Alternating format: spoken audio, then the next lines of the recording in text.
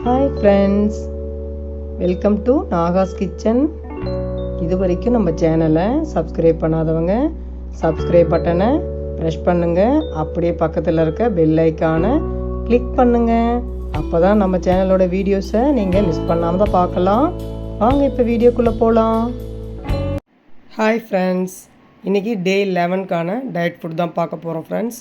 காலையில் எழுந்த உடனே சுடுதண்ணி நல்லா கொதிக்க வச்சு ஹனி கலந்து ஒரு டம்ளர் தண்ணி குடிச்சிட்டேன் சூடாக.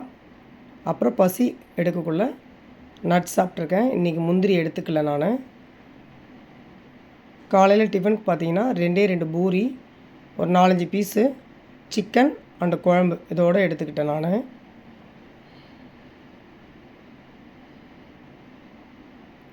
மதியத்துக்கு ஒரு கப் அளவு ரைஸ் எடுத்துக்கிட்டேன். சின்ன கப் அளவு தான் இது. இந்த ரைஸை கொஞ்சம் ஆற விட்டுட்டு தக்காளி ரசம், ஆறின சாதத்தை நல்லா பிசைஞ்சிட்டு குழன்னு முதல்ல எடுத்துக்கலாம். எதுக்கு இது பிசையணுன்னா, நல்லா நொறுங்க பிசைஞ்சிட்டு ரசம் விட்டிங்கன்னா விரைச்சிக்காமல் இருக்கும்.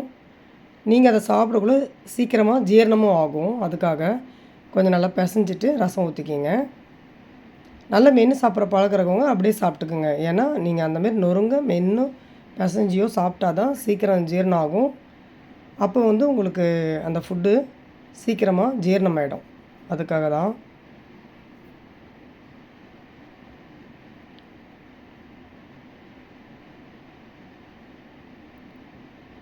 நல்லா அந்த சாதத்தை பிசைஞ்சிட்டேன். இப்போ தேவையான அளவு ரசம் இதில் போட்டுக்கலாம்.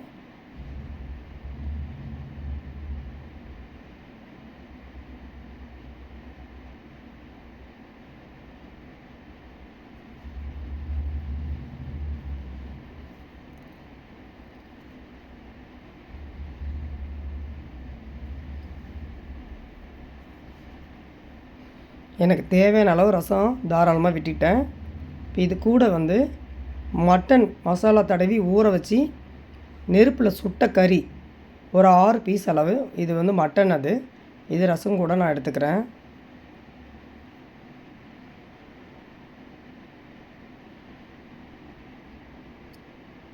இதை தான் மத்தியானத்துக்கு லஞ்சுக்கு நான் சாப்பிட்டேன் ஃப்ரெண்ட்ஸ்.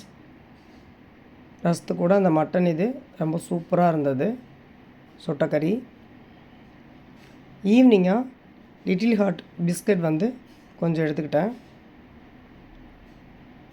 நைட்டு பார்த்திங்கன்னா எப்பவும் போல் அந்த சிகப்பரிசி கஞ்சி ஒரு பெரிய பவுல் அளவுக்கு எடுத்துகிட்டு அதோடு நான் படுத்துட்டேன் ஃப்ரெண்ட்ஸ். இன்றைக்கி உண்டான டயட் இது தான். அப்புறம் எப்பயும் போல் நீங்கள் 2 நேரம் நடந்துக்கோங்க, டயட் இருங்க, ஹாப்பியாக இருங்க. பாய்.